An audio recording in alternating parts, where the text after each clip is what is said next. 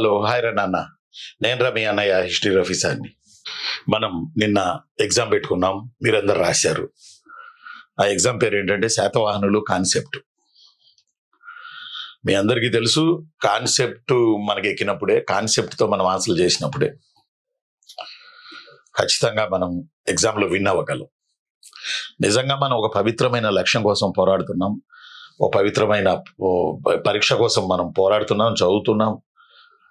కాబట్టి నేను చెప్పేది ఏంటంటే అన్ని రోజులు ఒకేలా ఉండవు, మంచి రోజులు కూడా వస్తాయి. కాబట్టి ఆ మంచి రోజుల కొరకు మనం చేసే ప్రయత్నం ఏంటంటే ఇట్లా కొట్టుకుంటూ వెళ్ళిపోవడమే. నిన్న 25 ప్రశ్నలతో శాతవాహనులు కాన్సెప్ట్ నిన్న ఈవినింగ్ 6కి మీరందరు రాశారు. మరి ఎన్ని మార్కులు వచ్చినాయో నాకు పెట్టండి. అయితే ఆ ప్రశ్నలు మ్యాక్సిమం కాన్సెప్ట్తోనే నేను ఇవ్వడం జరిగింది. కాబట్టి వాటి గురించి మనం ఈరోజు డిస్కస్ చేసుకోవడానికి ప్రయత్నం చేద్దాం. ఏపీపీఎస్సీ డేట్లు ఇస్తుంది, చైర్మన్ నియామకం జరుగుతుంది, అవన్నీ జరిగిపోతాయి. నేనంటాను బాగా ప్రిపేర్ అయ్యే వాళ్ళకి సమయం చాలదు. నా దృష్టిలో బాగా సీరియస్గా ప్రిపేర్ అయ్యే వాళ్ళకి సమయం చాలదు. ఇంకో రోజు ఉంటే బాగుంటుంది, ఇంకో రోజు ఉంటే బాగుంటుంది అన్నట్టు. కాబట్టి మీరు ఈ సమయం చాలటం లేదు అనే ఆ గ్రూప్లో మీరు ఉండుంటారని నేను అనుకుంటా. కాబట్టి ప్రిపరేషన్ దుమ్ము లేపండి. ఈరోజు మనం శాతవాహనులకు సంబంధించి కాన్సెప్ట్ లో నేను అడిగిన బిట్లకి మీరు ఎలా ఆన్సర్ చేశారో దాన్ని ఎక్స్ప్లెయిన్ చేయడానికి నేను ప్రయత్నం చేస్తాను. నేను మీ అన్నయ్య హిస్టరీ రఫీసార్ని. Test series 2. మీ అందరికీ అనకాపల్లి ఫర్జానా కాడ నుంచి, ఉమా మేడం కాడ నుంచి, మన కరీంభయ్య నెల్లూరు కాడ నుంచి, నాని కాడ నుంచి ప్రతి ఒక్కళ్ళకి గుడ్ మార్నింగ్. రైట్, ఇప్పుడు లెసన్లోకి వెళ్దాం. శాతవాహనులు ఓవరాల్ గా ఇచ్చిన బిట్లు 25. శాతవాహనుల టాపిక్ మీద ఓవరాల్ గా ఇచ్చిన బిట్లు 25. ఈ 25 బిట్స్ లో మీకు మళ్ళీ చెప్తున్నా, కాన్సెప్ట్ తప్ప రెండోది లేదు. డైరెక్ట్ బిట్లు లేవు. నాకు తెలిసి నెక్స్ట్ ఎగ్జామ్ అన్ని డైరెక్ట్ బిట్లు పెడతా. నెక్స్ట్ ఎగ్జామ్ అన్ని డైరెక్ట్ బిట్స్ పెడతా. Direct attack. డైరెక్ట్ బిట్స్ కష్టమో, కాన్సెప్ట్ కష్టమో అప్పుడు మీకు అర్థమైంది. అర్థం అవ్వాలి కూడా. కాన్సెప్ట్ ఉంటే డైరెక్ట్ బిట్లకు ఆన్సర్ చేస్తాం, కాన్సెప్ట్ ఉంటే డైరెక్ట్ బిట్లకు ఆన్సర్ చేస్తాం, కాన్సెప్ట్ కూడా ఆన్సర్ చేస్తాం. బాగా గమనించండి. ఈ పాయింట్ కొంచెం అండర్లైన్ చేసుకోండి. Uma madam good morning. Underline చేసుకోండి. కాన్సెప్ట్ ఉంటే డైరెక్ట్ ఇచ్చిన బిట్స్ కూడా మనం ఆన్సర్ చేస్తాం. అంటే కాన్సెప్ట్ బిట్లకి ఆన్సర్ చేయడంతో సహా, అసలు కాన్సెప్ట్ లేకపోతే ఏ బిట్కి మనం ఆన్సర్ చేయలేం. అందువల్ల ఆదిగా పునాదిగా శాతవాహనుల కాన్సెప్ట్ మీద మనం ప్రశ్నలు చెప్పుకుంటున్నాం. రీసెంట్ ట్రెండ్స్ ఇలాగే ఉన్నాయి, ఎగ్జామ్స్ ట్రెండ్స్ ఇలాగే ఉన్నాయి. పరీక్ష కోసం ప్రయత్నం చేయడం, పరీక్ష కోసం ప్రిపరేషన్ చేయడం, ఆ పరీక్ష డేట్లు రావడం, ఆ పరీక్ష జరిగిపోవడం, ఆ పరీక్షలో ఇచ్చిన బిట్లను చూసి గగ్గోలు పుట్టడం, బయటకు వచ్చి గగ్గోలు పెట్టడం. ఈ మధ్యలో ఇది ఎక్కువ మనం చూస్తా ఉన్నాగా. సివిల్స్ కూడా అదే రేంజ్. ఒక రకంగా చెప్పాలంటే ఇంకో హై రేంజే సివిల్స్ కూడా. మరి అది రాసి మనం గగ్గోలు పెట్టమే, దాని రేంజ్ అంతే అని మనం నిర్ణయించుకునే ముందు పరీక్షకి వెళ్తాం. నిర్ణయించుకునే ముందు మనం ప్రిపేర్ అవుతాం, నిర్ణయించుకునే ముందు సన్నద్ధం అవుతాం. బట్ ఇది ఈడికి వచ్చేటప్పటికి మన అంచనాలు దాటి 1%, ఒక అంగుళం పైన పేపర్ కట్టినాక వచ్చింది. బెనిఫిట్స్ కావాలి అని మనం పోరాడతాం కదా. నిజంగా నేనేమంటానంటే, యాజ్ మీ హిస్టరీ రఫీసార్గా, వాడు ఎలాగన్నా ఇవ్వని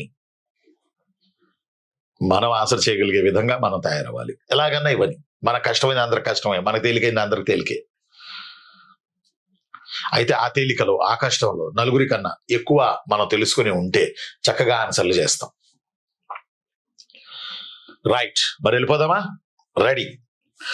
ఫస్ట్ క్వశ్చన్, శాతవాహనుల కాన్సెప్ట్ లో ఫస్ట్ క్వశ్చన్. శాతవాహన చక్రవర్తి యుద్ధానికి బయలుదేరినప్పుడు యుద్ధ పరివారం ముందు నడిచే స్త్రీలు ఎంతమంది? ఇదేంది వెరైటీగా ఉంది, ఇది ఆడ చూడలేదు సారు, ఇట్లాంటి బిట్లు ఇస్తారేంది మీరు? అట్లాంటి బిట్లేగా వాళ్ళు ఇస్తుంది, అట్లాంటి బిట్లే కదరా చిన్ను వాళ్ళు ఇస్తుంది. యుద్ధ పరివారం ముందు శాతవాహనులు అబ్బా ఖారవేలుడితో యుద్ధాలు చేశారు. కళింగరాజు ఖారవేలుడితో యుద్ధాలు చేశారు. శాతవాహనులు శకులకి మధ్య జరిగిన యుద్ధాలు మామూలు విషయాలు కాదు. మళ్ళీ చెబుతున్నా, మీకు 2 రోజులు 3 రోజులు నేను టైం ఇస్తున్నా ప్రిపేర్ అవ్వడానికి. మీరు ప్రిపేర్ అయ్యి ఉంటేనే ఇది అర్థమవుతుంది నేను చెప్పేది. డైరెక్ట్ గా మీరు అసలు ఏమి చదవకుండా వచ్చి దీనికి ఆన్సర్ చేస్తున్నా, లేదా ఇప్పుడు చెబుతుందని మీరు ఎన్నా మీకు కష్టమవుతుంది. మీరు ఆల్రెడీ నేను చెప్తున్నాను 2-3 days ముందు యూట్యూబ్ లో, మీరు దయచేసి దాన్ని ఫాలో అయిన తర్వాత ఈడకు వస్తే ఈ ఈ హిస్టరీ రఫీసార్ యూనివర్స్ లో కనుక మీరు వస్తే అప్పుడు దానికి దీనికి అటాచ్ అవుతుంది స్టోరీ. అలాగే ఏమీ కాకుండా ప్రశ్నల వరకు చేసేసి వస్తే చాలా కష్టం. సరే, కాబట్టి యుద్ధ పరివారం ముందు శకులతో 24 గంటలు యుద్ధాలు ఎందుకురా అంటే పశ్చిమ దక్కన్. ఎందుకు శకులతో శాతవాహనులకి యుద్ధాలు? ఎవరాలు చుట్టాలా, పట్టాలా, దాయాదులా? నో, పశ్చిమ దక్కన్ కొరకు యుద్ధం, పశ్చిమ దక్కన్ కొరకు యుద్ధం, ఈ బెల్ట్ కొరకు యుద్ధం, సారవంతమైన పశ్చిమ దక్కన్ కొరకు వాళ్ళకి యుద్ధాలు జరిగి తరచుగా ఎప్పుడు యుద్ధాలు జరుగుతూ ఉండేవి. అందువల్ల ఎప్పుడు సైన్యం మీద శాతవాహన రాజులు ఎక్కువగా ఖర్చు పెట్టేవాళ్ళు విపరీతంగా. సైన్యంలో మహిళలను కూడా శాతవాహన రాజులు చేర్చుకున్న వైనాలు ఉన్నాయి. చక్రవర్తులకి సైన్యం కాపలా, మహిళా సైన్యం కాపలా కాస్తున్న చిత్రాలు కార్లే చైత్యంలో కూడా ఉన్నాయి. ఏ చైత్యంలో ఉన్నాయి? కార్లే, మహారాష్ట్రలోని కార్లే చైత్యంలో ఉన్నాయి.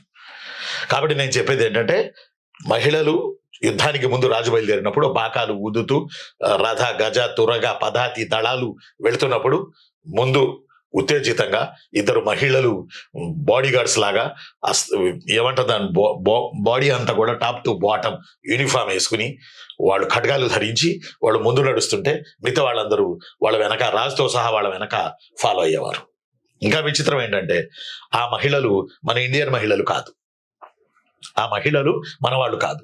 ఆ మహిళలు గ్రీక్ దేశం నుంచి తీసుకురాబడిన మహిళలు, సైనిక శిక్షణ పొందిన మహిళలు, కంటి చూపుతో జనాల్ని చంపేసే మహిళలు, ఐ మీన్ శత్రువులను చంపే మహిళలు తమ ఆయుధాల ద్వారా.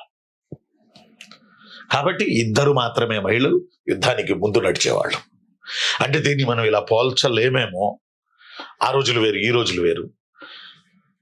ఈ మధ్యలో క్రికెట్ క్రీడల్లో కూడా అదేదో IPL ఏదో మహిళల్ని తీసుకొచ్చి ఆడ నుంచోబెట్టి ఏదో డాన్సులు, ఏదో కలర్ బొమ్మలు అట్లా చేపిస్తున్నారు.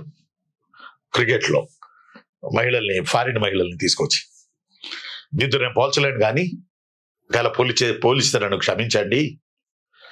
బట్ అలా 2 మహిళలు, అది కూడా ఒక ఒక ఒక ఏమంటారు ఎన్సిసి క్రమశిక్షణలో నడిచేవాళ్ళు. ఇప్పుడు వాళ్ళ వెనక మిగతా వాళ్ళందరూ నడిచేవాళ్ళు. ఎస్, ఆన్సర్ వచ్చి మొదటి దానికి 2. బాగా అర్థం చేసుకోవాలి. మొదటి దానికి శాతవాహనుల చక్రవర్తి పరివారం యుద్ధంలో వెళుతున్నప్పుడు అతనికి ముందు ఏమంటారు దాన్ని మనం, దానికి ముందు కరికులం లాగా 2 మహిళలు నడిచేవాళ్ళు. ఆ మహిళలు ఇండియన్స్ కాదు, ఆ మహిళలు ఏపీ కాదు, ఆ మహిళలు తెలంగాణ కాదు, తమిళనాడు కాదు, కర్ణాటక అంతకన్నా కాదు, మరాఠా అంతకన్నా కాదు, వాళ్ళు గ్రీక్ మహిళలు. ఇవి శాతవాహనుల శిల్పాలపై చెక్కబడి ఉన్నటువంటి దృశ్యం. ఈ దృశ్యం అమరావతి స్తూపంపై చెక్కబడి ఉంది. ఇలా యుద్ధ పరివారం వెళ్తుండడం, 2 నిలబడి ఉండడం అమరావతి స్తూపంపై చెక్కబడిపోయింది. ఈ సిచ్యువేషన్, ఈ ఫీలింగ్, ఈ యొక్క చిత్రం, ఈ యొక్క చిత్తరు. రైట్, ఆన్సర్ వచ్చి 2. మరి మీరు ఏం పెట్టారో, 3 పెట్టారో 2 పెట్టారో నాకు తెలియదు కానీ, బట్ ఆన్సర్ వచ్చి 2. ఓకే. క్వశ్చన్ నెంబర్ 2, శాతవాహన వైదిక సంప్రదాయం ప్రకారం. క్వశ్చన్ నెంబర్ 2, నాణ్యాల ఆధారంగా పూర్తి స్థాయిలో మనకు లభించిన శాతవాహన రాజు ఎవరు? ఫస్ట్ది మళ్ళీ వెళ్దాం ఒకసారి వెనక్కి. శాతవాహన చక్రవర్తి యుద్ధానికి బయలుదేరినప్పుడు యుద్ధ పరివారం ముందు నడిచే స్త్రీలు ఎంతమంది? 2, 6, 12 మంది. 4వ ఆప్షన్ ఏంటంటే, శాతవాహన వైదిక సంప్రదాయం ప్రకారం మహిళలు యుద్ధ పరివారం ముందు నడవరాదు. ఎందుకంటే శాతవాహనులు ఏమంటారు దాన్ని మనం, వైదిక సంప్రదాయాలను విరివిగా పాటించారు కదా, సనాతన ధర్మాలను, వీటన్నిటిని. అందువల్ల బహుశా మహిళలు ముందు నడవరాదు అనే కాన్సెప్ట్ ఏమైనా ఇంప్రూవ్ చేశారేమో అనుకుంటా మనం. నో, గ్రీకు మహిళలు 2 నడిచారు శాతవాహన రాజులు యుద్ధాలకు బయలుదేరినప్పుడు. కాబట్టి 1వ దానికి ఆన్సర్ వచ్చి 1, 2. 1లో ఏముంది ఆన్సర్ అంటే 2. ఆ తర్వాత 2వ ప్రశ్న, నాణ్యాల ఆధారంగా పూర్తి స్థాయిలో మనకు లభించిన శాతవాహన రాజువారు. శాతవాహనులకి ఆధారం కాయిన్సే. ఓ మాట చెప్పాలంటే లిటరేచర్ సెకండ్ పార్ట్ వస్తుంది, ఆర్కియలాజికల్ ఎవిడెన్సెస్ థర్డ్ పార్ట్ వస్తుంది. నాణ్యాలు విపరీతంగా వేశారు శాతవాహనులు. 14 నాణ్యాలు వేశారు, FOTIN. శాతవాహనులు నాణ్యాలు 14, FOTIN 14 కాదు 14 నాణ్యాలు వేశారు శాతవాహన రాజులు. రాగి, తగరం, సీసం కలబోతగా తయారైన లోహంతో చేయబడిన నాణ్యాలు 14 నాణ్యాలు అంటారు. 14 నాణ్యాలు వేశారు, వెండి నాణ్యాలు వేశారు, బంగారు నాణ్యాలు వేశారు, చిల్లు పొడిచిన నాణ్యాలు వేశారు, పంచమార్కెట్ కాయిన్స్ వేశారు. ఒక రకం కాదు. మళ్ళీ తక్కువ లోహంతో చేయబడిన నాణ్యాలను ఇష్యూ చేశారు శాతవాహనుల నాణ్యాలలో విపరీతంగా నాణ్యాలు. కరీంనగర్ జిల్లా కోట్లింగాల, శాతవాహనుల తొలి రాజధాని కరీంనగర్ జిల్లా కోట్లింగాల. ఆ తర్వాత మనకి ఏమంటాం మనం, కరీంనగర్ జిల్లా తర్వాత సంగారెడ్డి దగ్గర కొండాపురం, కరీంనగర్ జిల్లా కోట్లింగాల. అలానే మనకి కరీంనగర్లో ఇంకా ఉన్నాయి పెదబంకూరు, ఉమ్మడి కరీంనగర్లో పెదబంకూరు, అలానే మునులగుట్ట. ఇలాంటి ప్లేసుల్లో అనేక నాణ్యాలు దొరికాయి. ఆ నాణ్యాలు 14 నాణ్యాలు, రాగి ప్లస్ తగరం ప్లస్ సీసంతో చేయబడిన నాణ్యాలు. ఈ నాణ్యాలపై సిముఖ అని రాసి ఉన్నది. ఈ నాణ్యాలపై ప్రాకృత భాషలో సిముఖ నుంచి శ్రీముఖుడు, ఈయన మొదటి శాతవాహన రాజు మరియు ఫౌండర్ ఆల్సో అనేది బయలుపడింది. మిగతా రాజుల్లో అక్కడక్కడ నాణ్యాల ద్వారా బయటపడ్డారు, కానీ సిముఖుడి గురించి మాక్సిమం చాలా రచనల్లో లేదు. నాణ్యాల ద్వారా మాత్రమే సిముఖుడు మనకు దొరికాడు. కాబట్టి ఇక్కడ ప్రశ్న ఏంటంటే నాణ్యాల ఆధారంగా పూర్తి స్థాయిలో మనకు లభించిన శాతవాహన రాజు సిముఖుడా, గౌతమపుత్ర శాతకన్య, వాసిష్ఠపుత్ర శాతకన్య, థర్డ్ పులమావ్య అని నేను మిమ్మల్ని ప్రశ్నించడం జరిగింది. ఆన్సర్ వచ్చి శ్రీముఖుడు. నాణ్యాలు కుప్పలు, తెప్పలు, కుండలు, గిడ్డలు నిండిపోయిన నాణ్యాలు దొరికాయి. 14 నాణ్యాలు. అందులో సిముఖ, చీముఖ, శ్రీముఖ అని చెప్పి మన వాళ్ళు ట్రాన్స్ఫార్మ్ చేసుకుంటూ శ్రీముఖుడు అనే కాడకు వచ్చారు. రైట్. సెకండ్ దానికి ఆన్సర్ వచ్చి గుర్తుపెట్టుకోండి, ఫస్ట్ ఆన్సర్ ఏముంది? ఆ ఫస్ట్ ఆప్షన్ లో శ్రీముఖుడు అని ఉంది. శాతవాహనులు అనేక నాణ్యాలు వేశారు. పంచమార్కెట్ కాయిన్స్ గౌతమపుత్ర శాతకన్య వేశాడు. తక్కువ విలువతో లోహంతో కూడిన ఓడ గుర్తుగల నాణ్యాలు యజ్ఞశ్రీ శాతకన్య వేశాడు. ఆ నాణ్యాలు చినగంజాం, పెదగంజాం, వేటపాలెల్లో దొరికాయి. మన పక్కనే, మీ ఊరు పక్కనే బాపట్ల పక్కనే వేటపాలెంలో ఈ ప్రాంతాలన్నింటిలో దొరికాయి. అర్థమైందా? మళ్ళీ గౌతమపుత్ర శాతకర్ణి శకరాజు నహపాండుని ఓడించి 18 సంవత్సరాల పాటు అతనికి చెందిన 3200 వెండి నాణ్యాలను వశపరుచుకుని ఆ నాణ్యాలపై తన ముద్రను, తన యొక్క ఉదయిస్తున్న సూర్యుడు ఓ పక్క, పంచాయతీన సింహం ఒక పక్క ముద్రలు వేసి ఆ ప్రతి నాణ్యానికి చిల్లు పొడిచాడు. ఆ నాణ్యాలను ఒత్తు నాణ్యాలు అంటారు, విద్ధాంక నాణ్యాలు అంటారు, చిల్లు పొడిచిన నాణ్యాలు అంటారు, పంచమార్కెట్ కాయిన్స్ అంటారు, పునర్ముద్రిత నాణ్యాలు అంటారు. ఇన్ని పేర్లు ఉన్నాయి ఆ నాణ్యాలకి. కాబట్టి నాణ్యాలు శాతవాహన రాజ్యానికి ఈ రోజు నేను ముందు నిలబడి పాఠం చెప్పడానికి ప్రధాన ఆధారం నాణ్యాలు. మూలం నాణ్యాలు. రైట్. ఆ తరువాత థర్డ్ క్వశ్చన్, శాతవాహనుల కాలంలో అత్యంత ప్రజాదరణ పొందిన మతం ఏది? ఏ 1 వైదిక మతం, 2 బౌద్ధ మతం, 3 జైన మతం, 4 భాగవత వైష్ణవం. వైదికం అంటే మంత్రాలు, తంత్రాలు, యజ్ఞాలు, యాగాదులు, కర్మకాండలు, క్రతువులు, ప్రకృతి దేవుళ్ళ ఆరాధన, యజ్ఞాలు. బౌద్ధ మతం అంటే బుద్ధిజం మీకు తెలుసు, జైన మతం అంటే జైనిజం తెలుసు. భాగవత వైష్ణవం అంటే కృష్ణుణ్ణి ఆరాధించడం, విష్ణు రూపాల్లో కృష్ణుణ్ణి ఆరాధించేదాన్ని భాగవత వైష్ణవం అంటారు. కృష్ణుడు లేదా వాసుదేవుడు లేదా నారాయణుడు, ఈ దేవుణ్ణి, మన దేవుణ్ణి కొలిచే ఆచారాన్ని భాగవత వైష్ణవిజం అంటారు. శాతవాహన పీరియడ్లో ఇది కూడా స్టార్ట్ అయింది. కాబట్టి అత్యధిక ప్రజాదరణ పొందిన మతం, నేను ఏమడుగుతున్నా మిమ్మల్ని థర్డ్ క్వశ్చన్ లో, అత్యంత ప్రజాదరణ పొందిన మతం ఏది అంటున్నా. ఎస్, అత్యంత ప్రజాదరణ పొందిన మతం బౌద్ధం. శాతవాహనుల అధికార మతం వైదికం. శాతవాహనులు తొలుత జైనం. Please note these points. Notebook పెట్టుకోండి, పక్కన పెన్ను తెచ్చుకోండి. నోట్బుక్ లేదు, పెన్ను లేదు, వింటున్నారు అంతే. ఎట్లా అటైతే నోట్బుక్ తెచ్చుకోండి, పెన్ను తెచ్చుకొని పక్కన పెట్టుకోండి. శాతవాహనుల తొలి మతం జైనం. తెచ్చుకున్నారా లేదా? తీసుకోండి, ఇంట్లో వాళ్ళకి చెప్పండి, ఇస్తారు, పెట్టుకోండి. పెన్ను తీసుకోండి త్వరగా. చెబుతున్నా మరి, తీసుకున్నారుగా? ఆగనా ఒక నిమిషం. ఇప్పుడు ఓకేనా? లేదా ఏదో పేపర్ మీద రాసుకోండి, తర్వాత నోట్స్కి అతికించుకోండి, పిన్ కొట్టుకోండి. శాతవాహనుల తొలి మతం జైనం, శాతవాహనుల అధికార మతం వైదికం, శాతవాహనుల కాలంలో రాణుల మతం బౌద్ధం. శాతవాహనుల కాలంలో రాణులు బౌద్ధం మ్యాక్సిమం. అంతేకాదు కవులు, కళాకారులు, శ్రామికులు, కర్షకులు, అదే రైతులు, వర్తకులు, వ్యాపారస్తులు, మధ్యతరగతి వర్గం ప్రజలు, they are all took Buddhism. కరీభయ వింటున్నారా? వీళ్ళందరూ బౌద్ధాన్ని పుచ్చుకున్నారు. ఇప్పుడు నేను చెప్పిన వాళ్ళందరూ బౌద్ధం. In the period of Satavahanas Buddhism became a mass religion.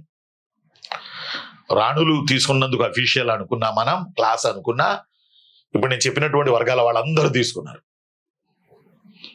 కారణం వైదికంలో యజ్ఞాలు ఉంటాయి, యాగాదులు ఉంటాయి, కర్మకాండలు ఉంటాయి, క్రతువులు ఉంటాయి, ఖర్చు ఉంటుంది, అర్థం కాని మంత్రాలు ఉంటాయి, తంత్రాలు ఉంటాయి, భరించలేరు జనాలు. అందువల్ల ఒక రకమైనటువంటి మత అనిశ్చిత పరిస్థితిలో జనాలు ఉన్నప్పుడు బౌద్ధం అనేది శాంతి మంత్రం జపిస్తూ వాళ్ళ మధ్య ఇలా దిగింది. బౌద్ధం ఇట్స్ నాట్ ఎ రిలీజియన్. మీరు అర్థం చేసుకోవాల్సింది అది. మేడం ఫర్జానా, బౌద్ధం it's not a religion, it's a way of life. Buddha's propounded 4 theories there, 4 noble truths. ప్రపంచం దుఃఖమయం, దానికి కారణం ఉంది, కోరిక మూడోది, నాలుగోది అష్టాంగ మార్గ. ప్రపంచం ఫుల్ ఆఫ్ సారో, ఎవరికి సంతోషం ఉండదు, ఎవరికి సుఖం ఉండదు. ఇప్పుడైతే మరీ సారో, విపరీతమైన దుఃఖం ప్రపంచం మొత్తం. జనాలంతా దుఃఖీలు దుఃఖీలు దుఃఖం. ఈ దుఃఖం 2 రకాలని చెప్పాడు బుద్ధుడు. ఒకటి సహజ దుఃఖం, వాళ్ళు పోయారనో, వీళ్ళు పోయారనో, అయినోళ్ళు పోయారనో, కావాల్సిన వాళ్ళు పోయారనో బోరున ఏడ్చే దుఃఖం.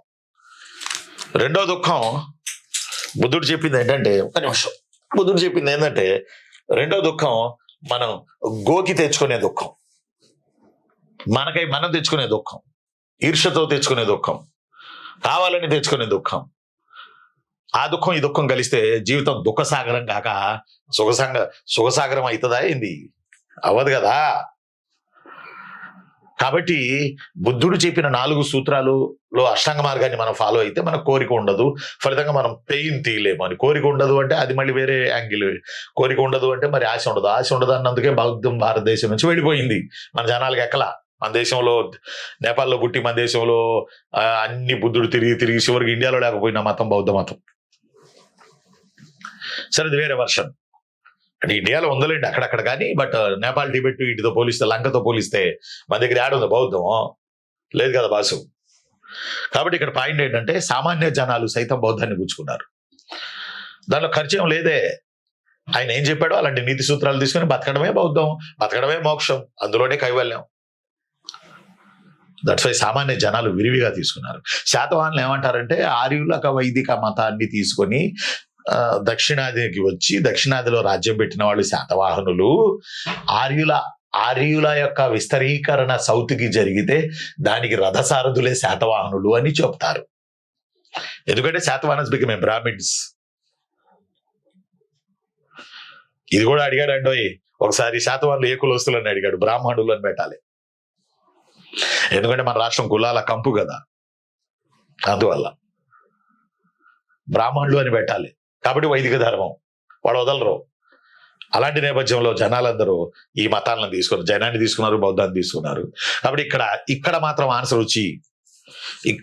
ఆన్సర్ వచ్చి ఫర్జానా వినాలి, ఇక్కడ మాత్రం ఆన్సర్ వచ్చి శాతవాహనుల కాలంలో 3rd క్వశ్చన్ కి అత్యంత ప్రజాదరణ పొందిన మతం అంటే బుద్ధిజం పెట్టండి, no doubt. Right boss. Next number question 4. ఈ క్రింది బిరుదులలో సరికాని దానిని గుర్తించండి. అంటే 4గిట్లో 3 కరెక్ట్ ఉంటాయి, 1 కరెక్ట్ ఉండదు. 3 కరెక్ట్ ఉంటాయి అంటే మీకు తెలియకుండానే ఆ ప్రశ్నకి 3 ఆన్సర్లు మీ చేతిలో వచ్చినట్టు, మీరు ఎగస్ట్రా సమాచారాన్ని మీ మెథడులో సేకరించుకున్నట్టు ఈ ప్రశ్నల ద్వారా, ఈ టెస్ట్ సిరీస్ ద్వారా. ఎస్, అందుకని సరికానిది అడిగా. ఒకసారి సరైనది అంటాడు, ఈసారి సరైనది పెట్టుకుందాం ఈసారి. ఇప్పుడు ఎక్కువ సరికానిది అడిగా. ఎందుకు అడిగానంటే మిగతా 3 సరైనవి కాబట్టి, ఆ క్వశ్చన్కి రిలేటెడ్ ఉంటాయి కాబట్టి, ఆ 3 మీద మీకు అవగాహన వస్తుంది కాబట్టి, మీలో సబ్జెక్టు పెరిగిద్ది కాబట్టి.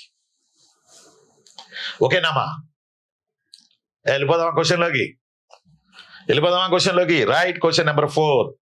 ఈ క్రింది బిరుదులలో సరికాని దానిని గుర్తించండి. Not related with these options. అవి ఏంటంటే గౌతమిపుత్ర శాతకర్ణికి చెందిన బిరుదులు ఇవ్వడం జరిగింది. ఈ బిరుదులకు సంబంధించి సరికానిది మీరు ఐడెంటిఫై చేయాలి. క్షత్రియ దర్పమాణ మర్దన గౌతమిపుత్ర శాతకర్ణిది. ఆగమ నిలయ బిరుదు గౌతమిపుత్ర శాతకర్ణిది. ఇది నిజమా ఇది అబద్ధమా మీరే తెలుసుకోవాలి, నేనైతే చెప్పను. రెండోది శక సంహారి గౌతమిపుత్ర శాతకర్ణి బిరుదు కాదు, ఇది కూడా మీరే తేల్చాలి, నేనైతే చెప్పలేను. నెక్స్ట్ మరొకటి ఏకబ్రాహ్మణగా గౌతమిపుత్ర శాతకర్ణి పిలువబడ్డారు, ఇది కూడా మీరే చెప్పాలి, నేనైతే చెప్పలేను. నాలుగోది 5వ ఆప్షన్. 1 క్షత్రియ దర్పమాణ మర్దన బిరుదు గౌతమిపుత్ర శాతకర్ణిది ఆప్షన్ 1. ఆగమ నిలయ బిరుదు గౌతమిపుత్ర శాతకర్ణిది ఆప్షన్ 2. శక సంహారి గౌతమిపుత్ర శాతకర్ణి బిరుదు కాదు ఆప్షన్ 3. ఏకబ్రాహ్మణ గౌతమిపుత్ర శాతకర్ణి పిలువబడ్డారు ఏకబ్రాహ్మణగా ఆప్షన్ 4. ఆప్షన్ 5 కూడా ఇచ్చా, పరీక్షలో ఇవ్వరు కానీ నేను ఇచ్చా, ఎందుకంటే మీకు ఎక్స్ట్రా సమాచారం వస్తుందని. ఆప్షన్ 5 త్రిసముద్ర తోయ పీతావాహన గౌతమిపుత్ర శాతకర్ణి వాహనగా గౌతమిపుత్ర శాతకర్ణి చరిత్రకారులు వర్ణించారు. ఈ ఒక్క క్వశ్చన్లో, ఈ 4th క్వశ్చన్లో గౌతమిపుత్ర శాతకర్ణి బిరుదులని వచ్చేసినాయి మీకు ఒక బంచ్ లాగా. ఈ తప్ప ఇంకేం లేవు ఆయనకి. అయితే దీంట్లో సరికానిది చెప్పాలి నాకు. అయితే ఇందులో సరికానిది చెప్పాలి. క్షత్రియ దర్పమాణ ఆప్షన్ 1 క్షత్రియ దర్పమాణ మర్దన బిరుదు గౌతమిపుత్ర శాతకర్ణిది కరెక్టే. క్షత్రియుల మదాన్ని దర్పన్ అణిచాడు నా సామిరంగా, అందువల్ల క్షత్రియులు అంటే అళ్ళే శకులు. 2 ఆగమ నిలయ ఆగమాగం చేస్తాడు యుద్ధానికి వెళ్తే, అది ఆయనదే. ఏకబ్రాహ్మణ గౌతమిపుత్ర శాతకర్ణి పిలువబడ్డాడు. ఎస్, ఆయన పట్టాభిషేకం చేసుకుంటున్నప్పుడు మహిళలందరూ కలిసి శాలువా కప్పి ఒక్క మగాడా అని బిరుదిచ్చారు గౌతమిపుత్ర శాతకర్ణికి. ఎందుకంటే సిగ్గులు వస్తున్నారు, మమ్మల్ని ఎత్తుకెళ్తున్నారు, రాక్షస పద్ధతిలో వివాహాలు చేసుకుంటున్నారు, సంకర జాతి బయలుదేరుతుంది, అందువల్ల ఇది కరెక్ట్ కాదు, నువ్వు మాకున్న ఏకైక ఆధారం నువ్వే ఏకబ్రాహ్మణ అని గౌతమిపుత్ర శాతకర్ణిని ఘనంగా సన్మానించారు మహిళలు. ఇది కరెక్టే వాసు. ఆ తర్వాత త్రిసముద్ర తోయ పీతావాహన, ఇది కరెక్టే. ఇతని యొక్క గుర్రాలు 3 సముద్రాల్లో నీళ్లు తాగేవట. ఇది ఓవర్ యాక్షన్ అయినా గుర్రాలు ఉప్పు నీళ్లు తాగవు కాబట్టి ఏదేమైనా సముద్రాల వరకు వెళ్ళాయి. Bay of Bengal, Arabian Sea, Indian Ocean, అంటే ఇంచుమించు తమిళనాడు బోర్డర్ వరకు కొట్టాడు గౌతమిపుత్ర శాతకర్ణి. మరి వీటిల్లో సరికానిది ఏంటంటే ఆప్షన్ వచ్చి 2, ఆప్షన్ వచ్చి 2. రెండోది ఏమి ఇచ్చినాను నేను? ఆప్షన్ 3 ఏమి ఇచ్చినాను? శక సంహారి గౌతమిపుత్ర శాతకర్ణి బిరుదు కాదు అన్నా. కానీ శక సంహారి గౌతమిపుత్ర శాతకర్ణి బిరుదు కదా, కాదు అన్నాను కదా, కాబట్టి సరికానిది అదే కదా. కాబట్టి ఆప్షన్ వచ్చి 3. రైట్. మళ్ళీ మరోసారి మీకోసం. క్షత్రియ దర్పమాణ మర్దన బిరుదు గౌతమిపుత్ర శాతకర్ణిది, ఆగమ నిలయ ఆయిందే, ఏకబ్రాహ్మణ ఆయిందే, త్రిసముద్ర తోయ పీతావాహన ఆయిందే, శక సంహారి కూడా ఆయిందే, కాదు అని ఇచ్చినాం కదా. అందువల్ల జస్ట్ చిన్న కన్ఫ్యూజన్ పెట్టాం మీకు పెట్టాలనే. కాబట్టి మరి ఎందరు పెట్టారో ఇది కరెక్ట్గా పెడితే మాత్రం మీరు సవ్య దిశలో సన్మార్గంలో ప్రయాణిస్తున్నట్టే. ఎస్, 4వ దానికి ఆన్సర్ 3, ఆప్షన్ 3. నెక్స్ట్ 5వ ప్రశ్న.